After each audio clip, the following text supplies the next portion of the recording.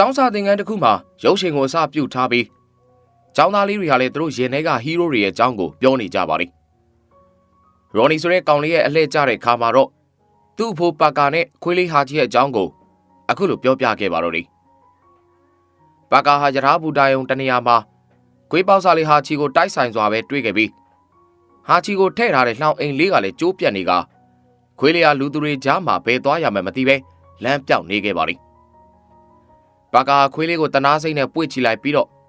ဘူတာအောင်ဆောင်ဖြစ်တဲ့ကားစီမှာခွေးလေးရဲ့ပိုင်ရှင်လာခေါ်တဲ့အထိကြည့်ထားပေးဖို့အပ်ပေးခဲ့ပါလိမ့်ဒါမဲ့ကားဟာပါကာကိုပဲအိမ်ခေါ်သွားလိုက်ဖို့နဲ့ပိုင်ရှင်လာပြီးတော့မေးမြန်းရင်တော့ပါကာစီကိုလမ်းညွှန်ပေးလိုက်မယ်လို့ပြောခဲ့တာပါပါကာလည်းခွေးလေးကိုတနာတာကြောင့်ပိုင်ရှင်မပေါ်လာခင်အထိသူပဲစောင့်ရှောက်ထားဖို့အတွက်ခေါ်လာလိုက်ပါလိမ့်အိမ်ပြန်အောင်ချိန်မှာတော့သူ့ဇနီးကိတ်တယောက်ပြန်အောင်နေပြီဆိုတာကိုသိလိုက်ရပြီးခွေးလေးကိုအခန်းတစ်ခုထဲမှာထည့်ပြီးတော့ဖွက်ထားခဲ့ပါလိမ့်အဲဒီနောက်ပါကာနဲ့သူ့ဇနီးတို့ဟာအပေါ်ထပ်ကိုတက်သွားကကြည်နူးနေခဲ့ကြပြီးတော့ခွေးလေးကလည်းခဏကြာမှပဲအခန်းတကားကိုတွန်းကြည့်ရမှာပွင့်သွားခဲ့တာကြောင့်အပေါ်ထပ်ကိုလိုက်တက်သွားခဲ့ပါတော့တယ်သူဟာပါကာတို့ကိုတခဏအကဲခတ်ပြီးတဲ့နောက်မှာကိတ်ရဲ့ခြေထောက်ကိုသွားပြီးတော့နမ်းလိုက်ရမှာတော့သူမလည်းထိတ်လန့်တကြားနဲ့အော်ပါတော့တယ်အဲဒီနောက်မှာတရိတ်ဆန်မချစ်တတ်တဲ့ကိတ်ဟာပါကာကိုစိတ်ဆိုးသွားနဲ့ခွေးလေးကိုတခြားနေရာကိုချက်ချင်းပဲပို့ခိုင်းပလိုက်ပါလိမ့်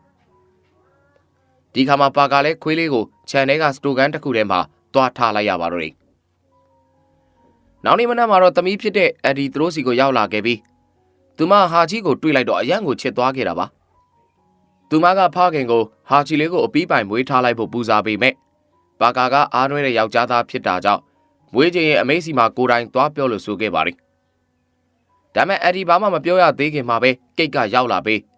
းဟာချီရဲ့သခင်တွေဆက်သွယ်လာစေဖို့အတွက်ကြော်ညာစာရွက်တွေလိုက်ကတ်ခိုင်းပါတော့တယ်အဲဒီနောက်မှာပါကာဟာဇနီးရဲ့ဆန္ဒအတိုင်းပဲဟာချီကိုခွေးလေလွင့်ထိန်သိမ်းစခန်းမှာသွားအပ်ခဲ့ပေမဲ့အဲဒီမှာလည်းခွေးတွေများလုံးနေတာကြောင့်မထားရနိုင်တော့ပဲပြန်ခေါ်လာခဲ့ရပါလိမ့်အဲဒီနောက်ဘူဒါအိုနီကမယ်ရီလို့အမည်ရတဲ့အသီးတယောက်ရဲ့ဆိုင်မှာဟာချီကိုကောက်ရထားကြောင်းကြေညာစာကတ်ခဲ့ပါလိမ့်မယ်ရီကဟာချီကိုတွေ့တော့အတနာပိုနေပေမဲ့သူမရဲ့ကြောင်မာကြီးကတော့သူ့ကိုလည်းရီးစားစကားမပြောရပါပဲဟာချီကိုပချပစ်ခဲ့တာပါဘူတောင်ဆောင်ကြီးစီကိုသွားပြီးတော့ခွေးပြောက်သူတယောက်များလာပြီးတော့ဆက်သွယ်သေးသလားလို့မေးပေမဲ့ဘယ်သူမှဆက်သွယ်မလာကြောင်းကိုပဲသိခဲ့ရပါလိမ့်ဒီနေ့ဖို့တော့ပါကာဟာလည်းဟာချီနဲ့အတူပဲယထာစီးပြီးတော့အလုတ်ကိုသွားခဲ့ရပြီးယထာပေါ်မှာခွေးအောင်တန်ကြားလို့ကီးတဲ့ဖွာကြီးလှည့်ကြည့်တော့သူမသိဟန်ဆောင်နေရပါလိမ့်ပါကာဟာတက္ကသိုလ်တစ်ခုကဂီတဆရာတယောက်ဖြစ်ပြီးသူ့ကျောင်းကဂျပန်လူမျိုးဆရာတယောက်ကိုဟာချီနဲ့အတူပါလာတဲ့တစိမ့်ကိုဖတ်ခိုင်းရမှာတော့ဟာချီဟာဂျပန်နိုင်ငံအလဲပိုင်းဒေသတစ်ခုကနေပို့လိုက်တဲ့ခွေးလေးဆိုတာကိုသိလိုက်ရပါလိမ့်လဲဆွဲမှာရှိတဲ့တင်ဂီတကလည်းဂျပန်ဘာသာနဲ့နံပါတ်8ဖြစ်ပြီးတော့နောက်ထပ်အဓိပ္ပာယ်တစ်ခုကကောင်းငင်ကဆင်းသက်လာခြင်းကိုရည်ညွှန်းတာဖြစ်ပါလိမ့်ပြီးတော့ဒီခွေးမျိုးဟာအထူးမျိုးဆက်ထားတာဖြစ်ကြောင်းနဲ့တစ္ဆာလွန်ရှိကြတယ်လို့လည်းပြောခဲ့သေးတာပါအလုတ်သိမ်းပြီးတော့အိမ်ပြန်လာတော့ဟာချီကိုမွေးစားဖို့စကားစားခဲ့ပေမဲ့သူဇနီးကလုံးဝလက်မခံသေးပြန်ပါဘူးဒါပြင်အိမ်ထဲကပစ္စည်းတွေကိုကိုက်ဖဲ့နေတာကိုမြင်လိုက်ရမှာတော့ဟာချီကိုအိမ်ထဲတောင်ပေးမဝင်တော့ပါဘူးအဲ့ဒီညနေပိုင်းမှာမိုးရေလွန်တဲလာချိန်မှာပါကာလည်းဟာချီလေးချမ်းနေမှာဆိုပြီးအိမ်ထဲကိုခိုးသွင်းလာခဲ့ပါလိမ့်အဲ့ဒီနောက်အိမ်ဖို့ပြင်ဆင်ခဲ့ပေမဲ့အိတ်ချင်သေးဟန်မတူတဲ့မျက်လုံးနဲ့အတနာခံနေတဲ့ဟာချီကိုမြင်လိုက်ရတဲ့ခါမှာတော့အဲကန်းထဲမှာရုပ်ရှင်တူထိုင်ကြည့်ကြပါတော့တယ်တိတ်မကြခင်မှာကိတ်နိုးလာပြီးဆင်းလာကြည့်ချိန်မှာတော့ပါကာအဲကန်းထဲမှာခွေးတဲ့တူအိတ်ပျော်နေတာကိုတွေ့လိုက်ကြပါတော့တယ်ဒါပေမဲ့ဒီတစ်ခါတော့သူမဘာအပြစ်မှမပြောခဲ့ပါဘူးနောက်နေ့မနက်မှာတော့ပါကာဟာချီကိုဘောလုံးဖမ်းဖို့တင်ပေးနေခဲ့ပေမဲ့လုံးဝတင်လို့မရပဲရှိနေခဲ့တာပါအိမ်ထဲကနေကြည့်နေတဲ့သမီးဖြစ်သူကသူ့မိကိုပါလာကြည့်ဖို့လမ်းခေါ်ခဲ့ပြီးအဲ့ဒီချိန်မှာပဲဖုန်းဝင်လာခဲ့ကဟာချီကိုမွေးကျင်တဲ့လူတစ်ယောက်ကဆက်လာတာဖြစ်နေပါလိမ့်ဒါမဲ့သူမဟာပါကာကိုလမ်းကြည့်လိုက်ပြီးတော့ခွေးလေးနဲ့တူပျော်ရွှင်စွာစော့နေတာကိုမြင်လိုက်ရပြီးဆက်သွယ်လာသူကိုခွေးလေးမှာပိုင်ရှင်ရှိသွားပြီလို့ပြန်ပြောလိုက်ပါတော့တယ်အချိန်ကာလတွေကမယုံနိုင်စရာကောင်းတော့အောင်ပဲမြန်ဆန်စွာကုံလုံးတက်တဲ့သဘောရှိပြီးခွေးပေါက်စားလေးဟာချီဟာလည်းအခုတော့အရွယ်ကောင်းကောင်းရောက်လာပါပြီသူကအုတ်တိုင်းအောက်ကမြေကြီးတူးပြီးတော့အပြည့်ထွက်ကပါကာနဲ့တူအလုပ်ကိုလိုက်သွားဖို့ကြိုးစားပါလိမ့်ပါကာကသူ့ကိုအိမ်ပြန်မှုချော့ပြောနေကြရင်နောက်ဆုံးမှာရထားပါမမိတော့ပါဘူးဒီခါမှာကိတ်ကသူ့ကိုစူးစမ်းထိန်းပေးထားပြီးဟာချီလဲဘူတာကိုလိုက်မသွားတော့ပဲကိတ်စီကပဲမုံနေချူစားတာကုန်ပါလျော ညနေ9နာရီထိုးကန်ဒီချိန်မှာတော့ဟာချီယာဆက်ဆောင်မနေတော့ပဲယထာဘူတာအောင်စီပြေးထွက်သွားပြန်ပါလိမ့်မယ်ရီနဲ့ဘူတာအောင်ဒီကဈေးသည်တွေကတခင်ကိုရမ်းချစ်တဲ့ဟာချီလေးကိုတန်တော်ကြည့်နေကြပြီးသူဟာကလေးငယ်တယောက်ဖခင်ကိုစောင့်တယ်လို့မျိုးဘူတာအောင်တကားပေါက်နဲ့မျက်နှာချင်းဆိုင်မှာရှိတဲ့အုတ်ခုံလေးပေါ်ထိုင်းကပါကာကိုစောင့်နေပါတော့တယ်တိမ်မကြခင်မှာပါကာဘူတာအောင်တွေကထွက်လာတဲ့ခါမှာတော့ဟာချီယာဝမ်းသာအားရပြေးကြူပါတော့တယ်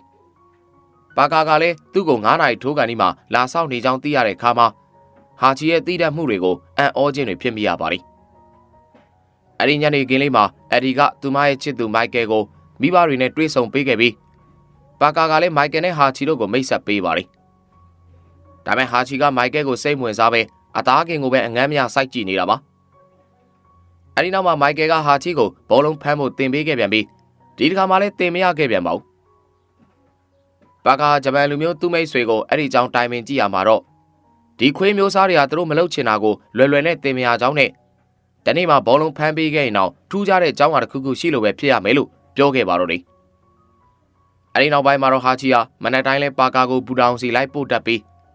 သူ့ကိုလည်းတလန်းလုံးကချစ်ခင်ကမုံတွေကျွေးတတ်ပါလိမ့်တခင်ကိုပို့ပြီးရင်တော့အိမ်ကိုပြန်သွားပြီးညနေ9နာရီထိုးကန်ဒီမှာတော့နေရာဟောင်းမှာထိုင်ကတခင်ကိုလာပြန်စောင့်နေတတ်ပါလိမ့်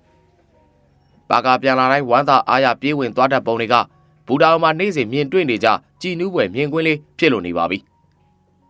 တရက်မှာပါကာရဲ့သမီးဖြစ်တဲ့အက်ဒီရဲ့လက်ထပ်ပွဲကျင်းပခဲ့ပြီးဟာချီလည်းမိသားစုဝင်ဖြစ်နေတက်ရောက်လာခဲ့ပါလိမ့်အဲဒီနောက်ပိုင်းမှာလည်းဟာချီဟာတခင်ကိုနေ့စဉ်အလုပ်သွားအလုပ်ပြန်လိုက်ပို့နေစေဖြစ်ပြီးတော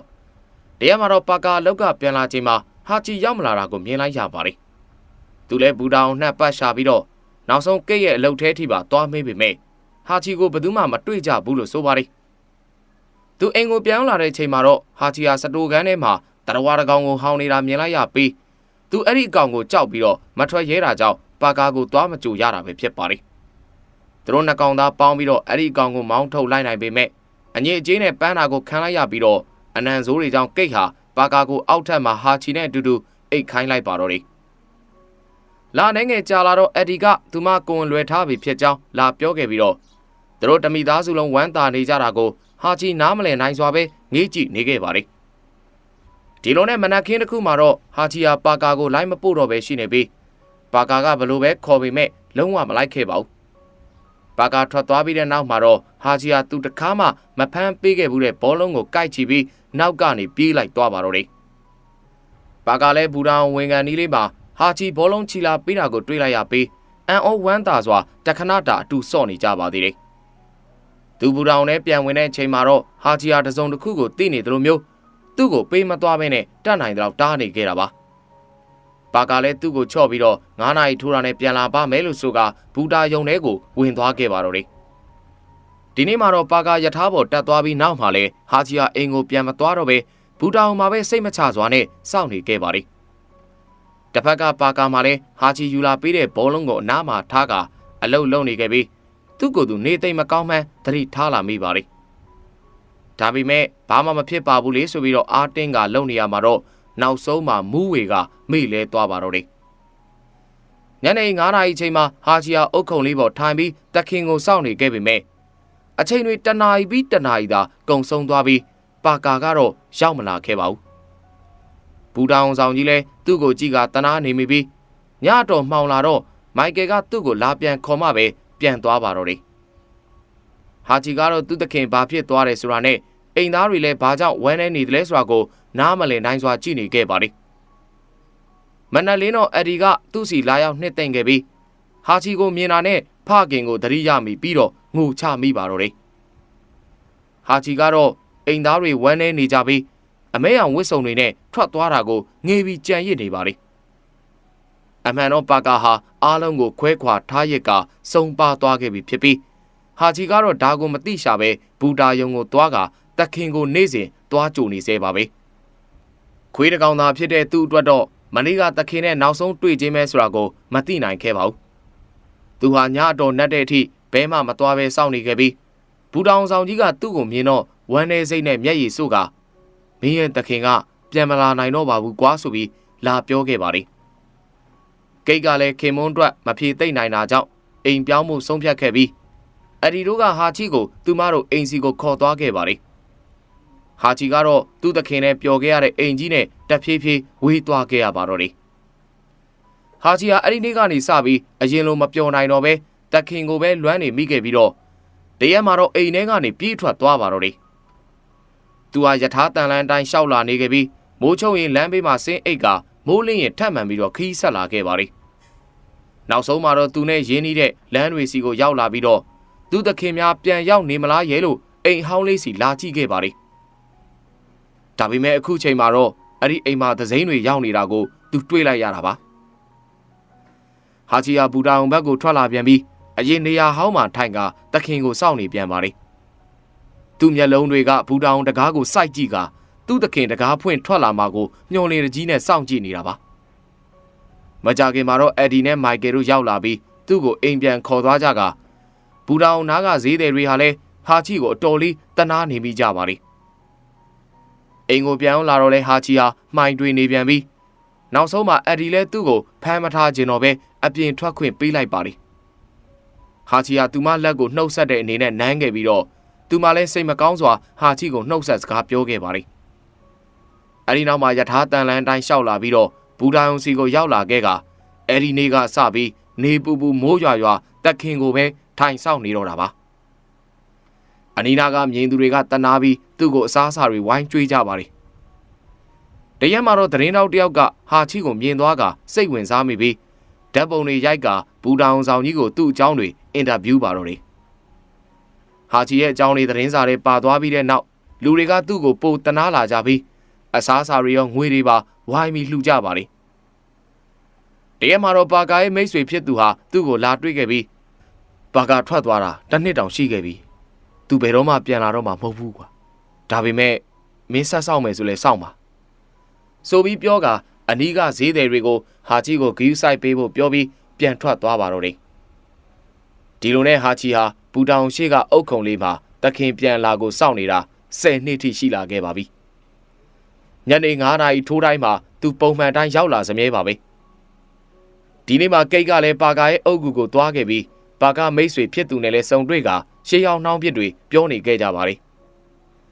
ဟာဂျီကလည်းခွေးအိုကြီးကောင်ဖြစ်လာခဲ့ပြီးတော့နှေးကွေးလေးလံစွာနဲ့လမ်းလျှောက်ရတဲ့အခြေအနေကိုရောက်လာခဲ့ပါပြီ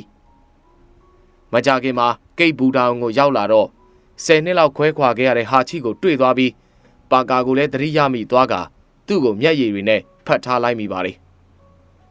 ပြီးတော့ပါကာပေါ်ထားတဲ့ဟာချီရဲ့အချစ်ကိုကျေးဇူးတင်တဲ့အနေနဲ့ဒီနေ့သူမလည်းအတူဆောင်ပေးမယ်လို့ပြောလိုက်ပါတော့တယ်သူတို့ကိုကြည့်နေတဲ့ဘူတာအောင်ဆောင်ကြီးနဲ့ဈေးသည်ကြီးတို့လည်းတစ်ဖက်ကိုလှဲ့ကမျက်ရည်တွေတုံနေကြပါပြီကိတ်ကိုယ်တိုင်လည်းဟာချီကိုဖတ်ထားပြီးတော့ငိုချလိုက်မိပါတော့တယ်လာပေါင်းများစွာကြာမြင့်လာတဲ့အခါကိတ်ဟာသူ့ရဲ့မြီးလေးစီကိုလဲလာခဲ့ပြီးပါကာနဲ့ဟာချီတို့ရဲ့လွမ်းမောပွဲဇလန်းလေးကိုပြောပြခဲ့ပါတယ်ဟာချီကတော့ညတညမှာအိုမင်းလာတဲ့ခန္ဓာကိုယ်နဲ့ယထာတန်လန်းပေါ်တရွေ့ရွေ့ရှောက်ကအုတ်ခုံလေးပေါ်ရောက်လာခဲ့ပြန်ပါလေဘူတာအောင်တကားကနေသခင်ဖြစ်သူထွက်မလာနိုင်တော့မယ်မှန်သိပေမဲ့သူကတော့မျောလင့်စွာစောင့်နေခဲ့မိပြီးအဲ့ဒီအချိန်မှာပဲသူ့ရဲ့ခေါင်းထဲမှာသခင်နဲ့တူပျော်ရွှင်ခဲ့ရခြင်းတွေကိုပြန်မြင်အောင်လာခဲ့ပါတော့တယ်တစ်ဆက်တည်းမှာပဲပါကာနဲ့ပြန်တွေ့ရတော့မှာကိုခန်းစားသိရှိလိုက်ရပြီးတဲ့နောက်လှပတဲ့ပုံရိပ်တွေမြင်အောင်ရင်းနေပဲသူလဲလောကတဲကပြန်လဲထွက်ခွာသွားခဲ့ရပါတော့တယ်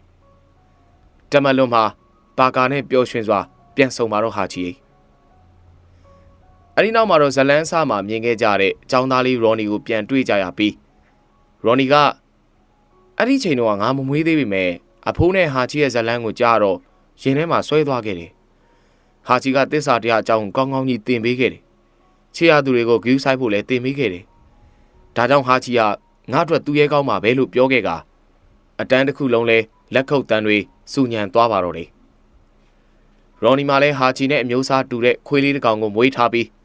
သူ့ကိုလည်းဟာချီဆိုတဲ့နာမည်ကိုပဲပေးထားခဲ့တာပါတခင်မော်တစ္ဆာရှိလုံးနဲ့ဟာချီကိုဆိုတဲ့ခွေးလေးရဲ့ဇလန်းဟာဂျပန်နိုင်ငံအိုဒါတီမြို့မှာ1923ခုနှစ်တုန်းကအမှန်တကယ်ဖြစ်ပျက်ခဲ့တာပါသူရဲ့သခင်1925ခုနှစ်မှာဆုံးပါသွားပြီးနောက်နေ့ကစလို့သူဟာဘူတာယုံကိုပြန်ရောက်လာက9နှစ်တာထိစောင့်နေခဲ့ပြီး1934ခုနှစ်မှာတည်ဆုံးသွားခဲ့ပါလေပြစ္ဆုတ်ပံကာလမှာလည်းရိုးသားတစ္ဆာစောင့်သိမှုကိုဂုဏ်ပြုတဲ့အနေနဲ့ဟာချီကိုရဲ့ပုံတူရုပ်ကို ဘူတိုင်ုံရှိမှထုလုပ်ထားတာပဲဖြစ်ပါတော့တယ်စစ်မှန်တဲ့တစ္ဆာစောင့်သိခြင်းတွေမှာဂရီပေးတဲ့စကလုံးတွေတောင်မလွတ်အပ်ခဲ့ပါဘူးလက်တွေ့လောကမှာတော့တချို့ခွေးတွေကလူတွေထက်ကိုတစ္ဆာစောင့်သိနေချိန်မှာလူအများစုကတော့ခွေးထက်ကိုယုံညံ့သွားကြတာကိုစိတ်မသက်သာစွာမြင်တွေ့နေကြပါတယ်ကဘာနဲ့ချီပြီးကိုကျိုးကိုဗဟိုပြုတ်လာတဲ့လူအတိုင်းဝိုင်းမှာဟာချီရဲ့ပေါင်တစ်ချမ်းစာလောက်ပဲတစ္ဆာရှိတတ်လာကြရင်ကျွန်တော်တို့ရဲ့ကဘာကြီးဟာအတော်လေးကိုနေပြောစရာဖြစ်လာနိုင်ပါတယ်ခင်ဗျာဟုတ်ကဲ့ပါဒီနေ့တင်ဆက်မှုကတော့ဒီမှာပဲဆုံးသတ်ပါပြီဆိုတော့နောက်နေ့မှလည်းထုံးစံတိုင်းရုပ်ရှင်ဇာတ်ကားကောင်းများနဲ့ပြန်လာခဲ့ပါဦးမယ်ကျွန်တော်ပြန်ဆုံပါဦးမယ်ခင်ဗျဆိုတော့ဒီနေ့မှာအချိန်ပေးပြီးတော့အားပေးခဲ့ကြတဲ့ပရိသတ်ကြီးနဲ့ရွှေပြန်ပြည်သားများအားလုံးပဲကျမ်းမာပေးခင်ကြပါသည်ခင်ဗျာအားလုံးကိုကျေးဇူးအထူးပဲတင်ပါတယ်ခင်ဗျကျွန်တော်အန်ခင်မူပါ